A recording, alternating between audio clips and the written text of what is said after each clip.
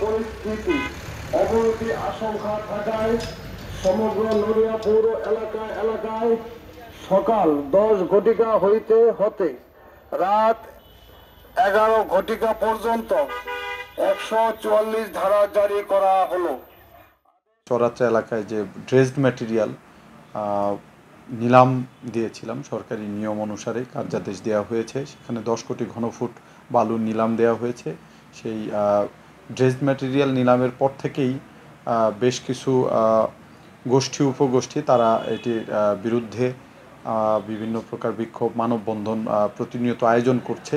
এর আগেও বেশ কয়েকটি গ্রুপ একই সময়ে আয়োজন করেছিল, কিন্তু আমরা তাদেরকে বোঝানোর পরে তারা সেটি একদিন পরাপর করেছিল, কর্মসূচি বাস্তবায়ন করেছিল।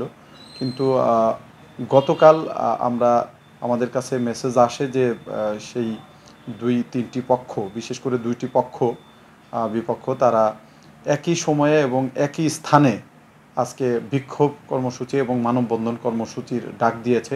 শান্তি শৃঙ্খলার স্বার্থে সেখানে যাতে কোনো আইন শৃঙ্খলার অবনতি না ঘটে, এজন্যই আমরা 144 ধারা জারি করেছি। 144 ধারার আওতা থাকবে হচ্ছে পুরো সমগ্র নড়িয়া পৌর এলাকা, এবং এটি আজকে সকাল 10 ঘটিকা হতে রাত 11 ঘটিকা পর্যন্ত বহাল থাকে। যেই দুই পক্ষ মানববন্ধন কর্মসূচি এবং বিক্ষোভ কর্মসূচির ডাক দিয়েছে, একটি পক্ষ হচ্ছে সকলেই বিএনপির সাথে, বাংলাদেশ জাতীয়তাবাদী দল বিএনপির সাথে, রাজনীতির সাথে সরাসরি সম্পৃক্ত। একটি পক্ষ আমি যে দরখাস্তটি দেখেছি সেটিতে লেফটেন্যান্ট কর্নেল ফয়সাল, মহিউদ্দিন আহমেদ ঝিন্টু এবং শামীমা জাহান সাথী 3 জন আবেদন করেছেন, এবং আরেকটি পক্ষ হচ্ছে উপজেলা বিএনপির সাধারণ সম্পাদক ফরিদ আহমেদ রয়েল মাঝি সহ তাদের যে পক্ষটি রয়েছে। যেই কারণে আমরা মনে করেছি যে এখানে শান্তি শৃঙ্খলার বা আইন শৃঙ্খলা অবনতি ঘটার সমূহ সম্ভাবনা রয়েছে।